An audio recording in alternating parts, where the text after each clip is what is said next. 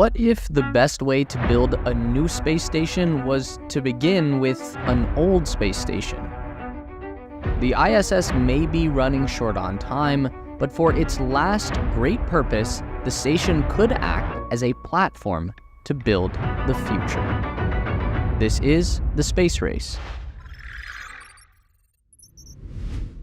Is the Axiom station actually a next-generation Space Phoenix, or is it more like the ISS version 2.0? The biggest advantage given to Axiom is this ability to construct their new station on the back of the existing space station.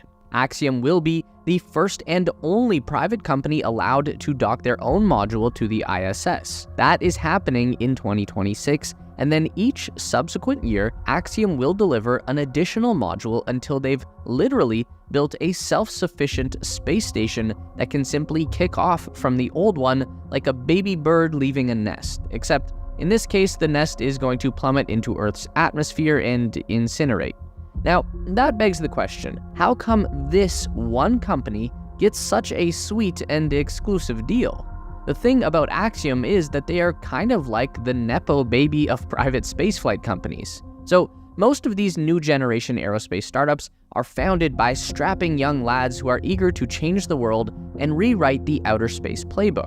Looking at the team roster for Axiom Space, and the first thing you'll see is old guys. Not that there's anything wrong with that, but it's kind of worth noting that the people in charge of the new space station are the same people who were in charge of the old space station. Axiom is led by this guy, Michael Suffredini, who previously worked for NASA and served as the program manager for the International Space Station from 2005 to 2015, and he personally oversaw the station's transition from assembly to operation and commercial utilization. And Axiom co-founder Dr. Cam Ghaffarian was the head of NASA's second largest engineering services contractor, responsible for training NASA astronauts and handling operation of the ISS. Moving down the list, you can see that most of the Axiom leadership are former NASA executives who have migrated over to the private sector, who now have the unique opportunity to build a whole new space station on top of the old space station that they already built 20 years ago. Again, not that there's anything wrong with that, and honestly, when talking about spaceflight, we do have a tendency to undervalue experience and overvalue ambition. But anyway, that's an interesting part of the story that doesn't get mentioned very often. The most exciting thing about Axiom Space is that they already have a lot of work in progress. While most other space station concepts are stuck in the computer rendering phase, Axiom has begun construction of their first module that will operate in low Earth orbit. That is a big head start. HAB-1 is expected to launch as early as late 2025, but more likely will be sometime in 2026. The purpose of this module is to provide living quarters that support 4 crew members, plus some extra volume for them to perform some small-scale research projects. The first thing that you'll notice about the Axiom crew quarters is that they provide a much higher level of comfort than the existing ISS. The individual pods are more reminiscent of those Japanese capsule hotels and provide each Axiom crew member a private room with touchscreen monitors, LED lighting, and their own window with a view of the Earth. These sleeping pods were designed by the French architect Philippe Starck, who says that he was inspired to create a nest, a comfortable and friendly egg which would feature materials and colors stemming from a fetal universe. So I guess that's a Kubrick Space Odyssey kind of vibe. Starck goes on to say the walls are sprinkled with hundreds of nano LEDs with changing colors as a continuation to the view of the universe through the large windows. Just as all the shades of lights and colors of day and night, the egg will also live to the mood and biorhythm of its osmotic inhabitant. Whatever that means, I'm not exactly sure, but it does sound cool. This Axiom module will dock to the forward port of the ISS Harmony module and become a permanent fixture of the space station. Then we get to Axiom HAB-2, which is expected to launch 1 year after HAB-1 and will be more or less a double of the first module that extends the total crew capacity to 8 people in the Axiom segment of the ISS. This second module will also provide an independent life support system to the Axiom segment and will include a Canadarms-style robotic manipulator.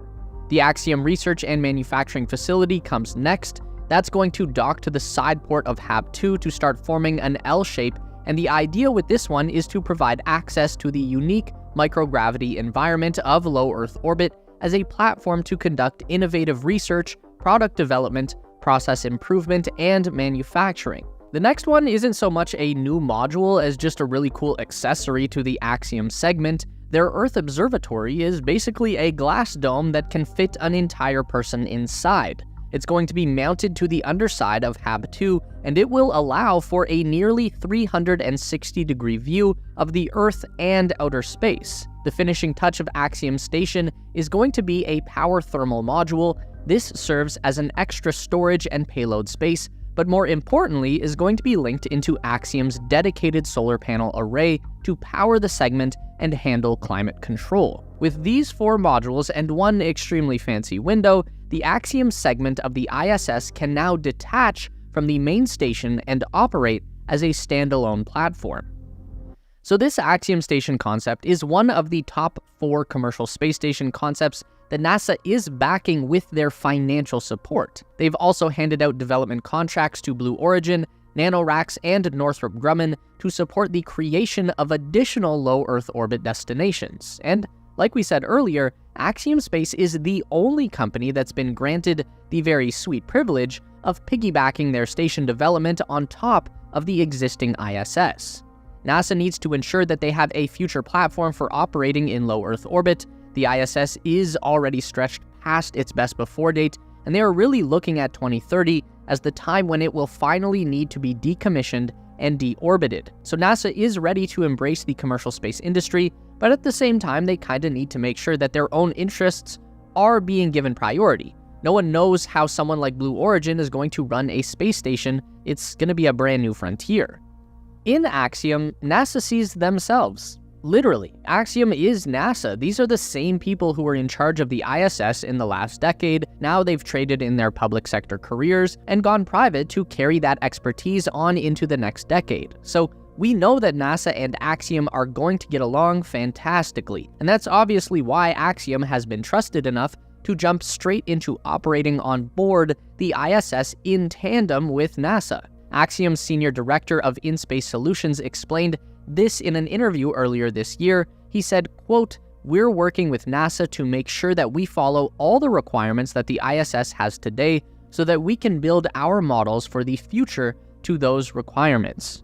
So it's also no surprise that Axiom was the first private company to fly a crew of private citizens to the ISS aboard Ax-1 in April 2021, and they did the same mission again in May of this year with Ax-2, an 8-day privately funded excursion to the ISS. To accomplish this, Axiom is leveraging a partnership with SpaceX to use the Crew Dragon vehicle and Falcon 9 rocket. So, who are these people going to space and what are they doing up there? Axiom has made a point to ensure that their private space tourists aren't just up there getting in the way or treating the ISS like a space hotel. The crew of Ax-1 included one experienced NASA astronaut serving as mission commander, along with 3 paying customers: a real estate entrepreneur, Larry Connor, Canadian investment CEO Mark Pathy, and Israeli investor Eitan Stibbe, each of whom reportedly paid $55 million for a spot. Their week in space was occupied with completing 25 research experiments developed for microgravity and up to a dozen pre- and post-flight experiments. Each very rich man was allowed to bring along research projects that were relevant to their particular interest and philanthropy. So it is a way of getting important experiments into space that may have never gotten the opportunity otherwise. Ax-2 was a slightly more diverse group. In addition to their former astronaut mission commander, this flight included John Schaffner, who is a very wealthy race car driver who wanted to pilot a spaceship.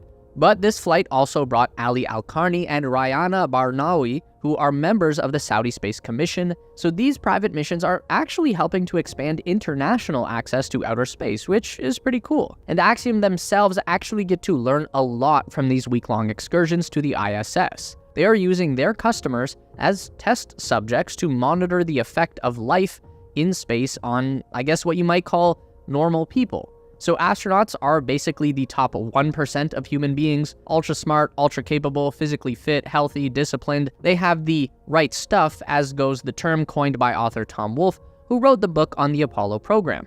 But what happens when you just launch some dude into outer space who is not operating at the peak of human capability? Well, we're not really sure, but if we're going to make this idea of commercial spaceflight a legitimate business, then we need to understand more about how a variety of human bodies respond to the environment of low Earth orbit. And we need to figure out the best way to help people mitigate the negative effects that come along with life in space. Because as much as the Axiom station is going to serve as a continuation of the ISS, it's also got to function as the first space hotel. That's why the giant window is there. Let's not pretend that is anything other than a marketing feature designed to inspire billionaires to drop fat stacks of cash on trips to outer space so they can experience that view for themselves.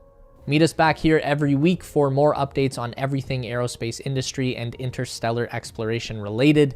Make sure to give the video a thumbs up today if you liked it. That really helps us out for real. And subscribe to the Space Race for more videos just like this. We do one long form essay and one news update every week. And if you'd like more, we've got 2 more on the screen for you right now.